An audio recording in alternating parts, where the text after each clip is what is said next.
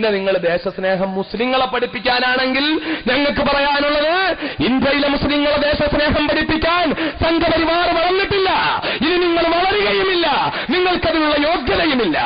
സൂര്യനസ്തമിക്കാത്ത സാമ്രാജ്യത്തിന്റെ സർവാധിപതിയായ ജോർജ് അഞ്ചാവന്റെ കുഞ്ചിരോമം പിടിച്ചു കുലുക്കിക്കൊണ്ട് ബക്കിംഗ്ഹാം കൊട്ടാരത്തിന്റെ കരിങ്കൽ ഭിത്തികളെ കിടിലം കൊള്ളിച്ചുകൊണ്ട് രാജ്യത്തിന്റെ സ്വാതന്ത്ര്യത്തിനു വേണ്ടി പോയി, mister George, I want to go with the substance of freedom in India in my hands. If you do not want to give us freedom in India, you will have to give me a grave here. പറന്നു വീണ നാടിന്റെ സ്വാതന്ത്ര്യം എന്ന വസ്തു എന്റെ രണ്ട് കൈയും നിറയെ മുറുകെ പിടിച്ചുകൊണ്ട് പോകാൻ വന്നവനാ ഞാൻ. എന്റെ നാടിന് സ്വാതന്ത്ര്യം തരാൻ നിങ്ങൾ ആഗ്രഹിക്കുന്നില്ല എങ്കിൽ സ്വാതന്ത്ര്യമുള്ള ഈ മണ്ണിൽ വീണ് ഞാൻ മരിക്കും.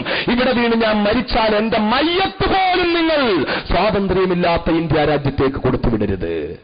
എന്റെ മയ്യത്ത് സ്വാതന്ത്ര്യമുള്ള ഒരു മണ്ണിൽ അടക്കം ചെയ്യപ്പെടണമെന്നാണ് ഞാൻ ആഗ്രഹിക്കുന്നത് എന്ന് പറഞ്ഞ് രാജ്യത്തിനു വേണ്ടി ഘോരഘോരം ഗർജിച്ച് രക്തം ഛർദ്ദിച്ച് മരണപ്പെട്ട മൗലാന മുഹമ്മദ് അലി ജൗഹറിന്റെ മക്കളാണ് ഇന്ത്യയിലെ മുസ്ലിം സമുദായം.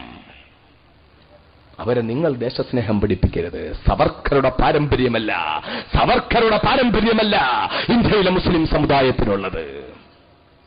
ഞങ്ങൾ വളരെ വ്യക്തമായി പറയുന്നു, ഗാന്ധിയെ, ഇന്ത്യ രാജ്യത്തിന്റെ രാഷ്ട്രപിതാവായ ഗാന്ധിയെ അനുകരിച്ച് അദ്ദേഹത്തിന്റെ കൂടെ അനുധാവനം ചെയ്തു പോയി എന്നതിന്റെ പേരിൽ, ഇടയ്ക്ക് സ്വാതന്ത്ര്യ സമര പോരാട്ടത്തിൽ ഏർപ്പെട്ടതിന്റെ പേരിൽ മഹാനായ മൗലാന മുഹമ്മദ് അലിയെയും ഷൗക്കത്ത് അലിയെയും അറസ്റ്റ് ചെയ്ത് ജയിലിലടച്ചപ്പോൾ, തൂക്കിക്കൊല്ലാൻ സാധ്യതയുണ്ടെന്ന വാർത്ത വരുന്നപ്പോൾ മൗലാന മുഹമ്മദ് അലി കത്തെഴുതി പ്രിയപ്പെട്ട ഉമ്മായിക്കുമ്മ, ഈ പൊന്നുമോൻ, എന്റെ ഉപ്പ മരണപ്പെട്ടപ്പോൾ എന്നെ ആരും സഹായിക്കാനില്ലാതിരുന്നപ്പോൾ എന്റെ പ്രിയപ്പെട്ട ഉമ്മ വളരെ ദൗർബല്യങ്ങളും വേദനകളും സഹിച്ച, ഒരുപാട് പ്രയാസങ്ങൾ സഹിച്ച വിധവയാണ് എന്റെ ഉമ്മ. എന്റെ പ്രിയപ്പെട്ട ഉമ്മ കാതിൽ കിടന്ന കമ്മലൂരി വിറ്റുകൊണ്ടാണ് എന്നെ പഠിപ്പിച്ചത്. ഞാൻ ഓക്സ്ഫോർഡ് വരെ പോയെങ്കിലും എനിക്ക് പഠനം പൂർത്തിയാക്കി ഉന്നതമായ ഉദ്യോഗം കരസ്ഥമാക്കാൻ കഴിയുമായിരുന്നെങ്കിലും അതെല്ലാം വിട്ടിട്ട് സ്വാതന്ത്ര്യ സമരത്തോടുള്ള അടങ്ങാത്ത ആവേശത്തിന്റെ പേരിൽ, ഗാന്ധി ഉൾപ്പെടെയുള്ള നേതാക്കന്മാരോടുള്ള അടങ്ങാത്ത ഒടുങ്ങാത്ത ഇഷ്ടത്തിന്റെ പേരിൽ ഞാൻ സ്വാതന്ത്ര്യ സമരത്തിന്റെ തീച്ചൂളയിൽ ഇറങ്ങി പുറപ്പെട്ടുമ്മ. ഉമ്മ, എനിക്ക് ജോലി ചെയ്യാൻ കഴിഞ്ഞില്ല, എനിക്ക് ശമ്പളം വാങ്ങാൻ കഴിഞ്ഞില്ല. എന്റെ പ്രിയപ്പെട്ട ഉമ്മായിക്ക് ഞാൻ ജോലി ചെയ്തുണ്ടാക്കിയ പൈസ കൊണ്ട് ഒരു നേരത്തെ ഭക്ഷണം പോലും എനിക്ക് തരാൻ കഴിഞ്ഞില്ല. എന്റെ പ്രിയപ്പെട്ട ഉമ്മ, ഞാൻ തൂക്കുമരത്തിലേറ്റപ്പെടാൻ പോകുന്നു എന്നാ അറിയുന്നത്. ഞാൻ എങ്ങാനും തൂക്കുമരത്തിലേറ്റപ്പെട്ടാൽ ഉമ്മായോട് നന്ദികേട് കാണിച്ച ഒരു മകനായിട്ട് ഉമ്മ എന്നെ കാണല്ല ഉമ്മ. നാളെ പരലോകത്ത് എനിക്കെതിരെ സാക്ഷി പറയല്ല ഉമ്മ. പ്രിയപ്പെട്ട ഉമ്മായിക്ക് കത്തെഴുതിയപ്പോൾ ആ ബീഗം ആബിദ എന്ന ധീരവനിത കത്തെടുത്ത് കയ്യിൽ വെച്ചുകൊണ്ട് നിറകണ്ണുകളോടെ തന്റെ പ്രിയപ്പെട്ട മകന് ഇച്ഛാശക്തിയോടെ, ഹൃദയത്തിലെ ഉറച്ച ഇച്ഛാശക്തിയോടെ, നിശ്ചയദാർഢ്യത്തോടെ തന്റെ പ്രിയപ്പെട്ട മകന് കത്തെഴുതി, പെണ്ണുമോനെ, നിന്നെ തൂക്കുമരത്തിലേറ്റാൻ പോകുന്നു എന്ന വാർത്ത എന്റെ കാതിലും വന്നു. മോനെ, ഉമ്മായിക്ക് വേണ്ടി നീ ജോലി ചെയ്തില്ല, നീ ശമ്പളം വാങ്ങിയില്ല, ഉമ്മാക്ക് ഭക്ഷണം തന്നില്ല. ഇതൊന്നും ഉമ്മായിക്ക് വേദന ഉണ്ടാക്കുന്ന കാര്യമല്ല. പൊന്നുമോനെ, രാജ്യത്തിന്റെ സ്വാതന്ത്ര്യത്തിന് വേണ്ടി ഇറങ്ങി പുറപ്പെട്ട് രക്തസാക്ഷിയായ മക്കളുടെ മാതാവാണെന്ന് ഞാൻ അഭിമാനിക്കും മോനെ. എനിക്കെന്റെ പൊന്നുമോനോട് പറയാനുള്ളത്, നിന്നെ എങ്ങാനും വെള്ളക്കാരൻ തൂക്കുമരത്തിലേറ്റിയാൽ തൂക്കുമരത്തിലേക്ക് കയറ്റുന്നതിന് മുമ്പ് നിനക്ക് കൊലച്ചോറും വെള്ളവും ബ്രിട്ടീഷുകാരൻ കൊണ്ട് തന്നാൽ അവന്റെ കൈ കൊണ്ട് തരുന്ന ആ വെള്ളം നീ വാങ്ങി കുടിക്കല്ല മോനെ, ആ ഭക്ഷണം നീ വാങ്ങി കഴിക്കല്ല മോനെ. അവസാനമായി കൊലച്ചോറ് തരുന്നത് വാങ്ങി കഴിച്ചുകൊണ്ട് നീ പോകരുത്. നീ ഒട്ടിയ വയറോടെ തൂക്കുമരത്തിലേക്ക് പോകണം. നിന്റെ കഴുത്തിൽ തൂക്കുകയറ് വീഴുമ്പോൾ ആദ്യമായി നീ മഹാത്മാഗാന്ധിക്ക് ജയ് എന്ന് പറയണം. രണ്ടാമതായി നീ ലാ ഇലാഹ ഇല്ലല്ലാഹ് എന്ന് തൂക്കുമരത്തിൽ കിടന്ന് പറയണമെന്ന് തന്റെ പ്രിയപ്പെട്ട മകന് കത്തെഴുതിയ ബീഗം ആബിദായപ്പോൾ ഒരു പെണ്ണിന് ജന്മം കൊടുക്കാൻ, ഒരു പെണ്ണിനെ വേറെ പ്രസവിക്കുവാൻ ഇന്ത്യ രാജ്യത്ത് ഏതെങ്കിലും അമ്മമാർക്ക് കഴിഞ്ഞിട്ടുണ്ടോ? ആ ബീഗം ആബിദായുടെ പ്രിയപ്പെട്ട മക്കളാണ് ഇവിടുത്തെ മുസ്ലിങ്ങൾ. അവരെ ദേശസ്നേഹം പഠിപ്പിക്കരുത്. ഞങ്ങളിവിടെ എന്താ ചെയ്തത്? സ്വാതന്ത്ര്യ സമരത്തിന്റെ സംവിധായകനും ലോകസമാധാനത്തിന്റെ പ്രതിഭാശാലിയും സ്വതന്ത്ര ഭാരതത്തിന്റെ രാഷ്ട്രപിതാവുമെന്ന് വിശേഷിപ്പിക്കപ്പെടുന്ന ഗാന്ധിയെ വെടിവെച്ചുകൊണ്ട നാഥുറാം വിനായക ഗോഡ്സെ മുസ്ലിമായിരുന്നോ? അതേ സംഘപരിവാറിൽപ്പെട്ടവനായിരുന്നോ? മറുപടി പറയണം നിങ്ങൾ. ഇന്ത്യയുടെ ഉരുക്കുവനിതയെന്ന് വിശേഷിപ്പിക്കപ്പെട്ട ഇന്ദിരാഗാന്ധിയെ വെടിവെച്ചുകൊന്ന സത്വന്ത് സിംഗും ബിയാന്ത് സിംഗും മുസ്ലിങ്ങളായിരുന്നോ? ജനറൽ വൈദ്യയെ വെടിവെച്ചുകൊന്നത് മുസ്ലിങ്ങളാണോ? ഏതെങ്കിലും മുസ്ലിം രാഷ്ട്രം സന്ദർശിക്കാൻ പോയപ്പോഴാണോ രാജീവ് ഗാന്ധിക്ക് തോക്കുകൊണ്ട് അടിയേറ്റത്? ഏതെങ്കിലും മുസ്ലിം സമുദായത്തിൽപ്പെട്ടവരാണോ രാജീവ് ഗാന്ധി വെടിവെച്ചു കൊന്നത്, ബോംബ് വെച്ച് ഞങ്ങൾ ഇവിടെ എന്ത് തെറ്റാ ചെയ്ത് ജനറൽ വൈദ്യ വെടിവെച്ച് കൊന്നത് മുസ്ലിങ്ങളാണോ?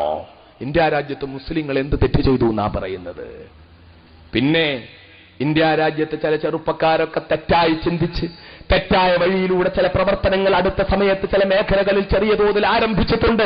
അതിനെ നിരുത്സാഹപ്പെടുത്തുന്നവണ്ണമാ ഇന്ത്യയിലെ മുസ്ലിം നേതൃത്വം ഇതുവരെയും പെരുമാറിയിട്ടുള്ളത്. ഏതെങ്കിലും ഒരു പള്ളിയുടെ മിമ്പറിൽ നിന്ന് ബോംബ് വെക്കാൻ ഇന്നുവരെ ആഹ്വാനം ചെയ്തിട്ടില്ല. എന്നാൽ 4.5 നൂറ്റാണ്ടുകാലം ഇന്ത്യൻ മതേതരത്വത്തിന്റെ ജ്വലിക്കുന്ന പ്രതീകമായ ബാബരി മസ്ജിദിന്റെ മുനാരങ്ങൾ തട്ടിത്തകർക്കാൻ ഇന്ത്യയിലെ ആയിരക്കണക്കിന് ക്ഷേത്രങ്ങളിൽ പൂജിച്ച ശിലകളുമായിട്ടാണ് ബാബരി മസ്ജിദ് തകർക്കാൻ പോയത്. സംഘപരിവാറാണ് അത് ആസൂത്രണം ചെയ്തത്, അല്ലേ? എന്നാൽ ഇന്ത്യയിൽ ഏതെങ്കിലും ഒരു പള്ളിയിൽ നിന്ന് ഇന്ന് വരെ നിങ്ങൾക്ക് പറയാൻ കഴിഞ്ഞിട്ടുണ്ടോ എവിടെങ്കിലും ബോംബ് വെക്കാൻ ഒരു പണ്ഡിതൻ ആഹ്വാനം ചെയ്തു എന്ന്? ചെയ്തിട്ടില്ല. ബാബരി മസ്ജിദ് തകരുന്നതിന് മുമ്പ് ഇന്ത്യയിൽ എത്ര കലാപങ്ങളുണ്ടായി, എത്ര ആയിരങ്ങൾ കൊല്ലപ്പെട്ടു. അന്നൊന്നും ഇന്ത്യയിൽ ഒരു ബോംബാക്രമണവും ഉണ്ടായില്ല. ബാബരി മസ്ജിദ് തകർക്കപ്പെട്ടതിന് ശേഷം ഇന്ത്യയിലെ അരക്ഷിതത്വ ബോധമുണ്ടായ കാരണം എന്താ? ഇന്ത്യയുടെ ഭരണകൂടം, ഇന്ത്യയുടെ പ്രധാനമന്ത്രി തലേ ദിവസവും ഉറപ്പുവരുന്നു ബാബരി മസ്ജിദ് സംരക്ഷിക്കുമെന്ന്.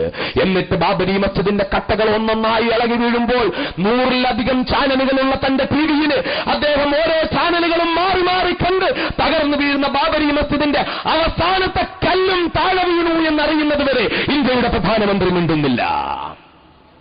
ബാബരി മസ്ജിദ് തകർത്തവർക്കെതിരെ ഒരാഴ്ച പോലും അവരെ ജയിലിലടയ്ക്കാൻ കഴിഞ്ഞില്ല. ബാബരി മസ്ജിദിന്റെ തകർച്ചയ്ക്ക് ശേഷം ആയിരങ്ങൾ ബോംബെയിൽ കൊല്ലപ്പെട്ടു.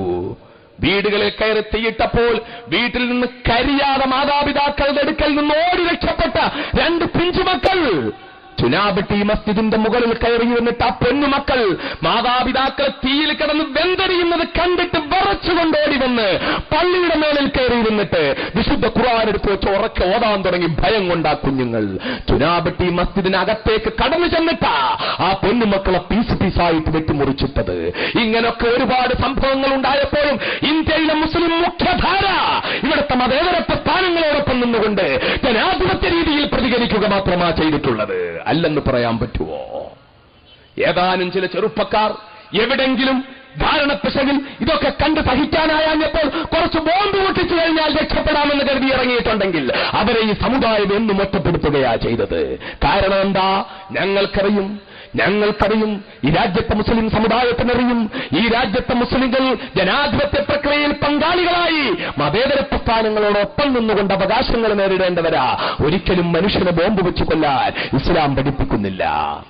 മഹാനായ പ്രവാചകൻ വിശ്വവിമോചകൻ മുഹമ്മദ് മുസ്തഫ സല്ലല്ലാഹു അലൈഹി വസല്ലം, സ്വലാത്ത് രാഷ്ട്രീയ പരിപാടിയിലും ചൊല്ലാം, മഹാനായ മുഹമ്മദ് മുസ്തഫ സല്ലല്ലാഹു അലൈഹി വസല്ലം തങ്ങൾ അവിടുത്തെ പ്രിയപ്പെട്ട അനുചരന്മാരുമായിട്ട് രാത്രിയിൽ ഒരിടത്ത് വന്ന് ഒരു യാത്ര കഴിഞ്ഞ് വന്ന് വിശ്രമിക്കുമ്പോൾ അതികഠിനമായ ശൈത്യം കാരണം മഹാനായ പ്രവാചകന്റെ അനുചരന്മാരിൽ ചിലർ പോയിട്ട് കുറച്ച് തീ കത്തിച്ചു.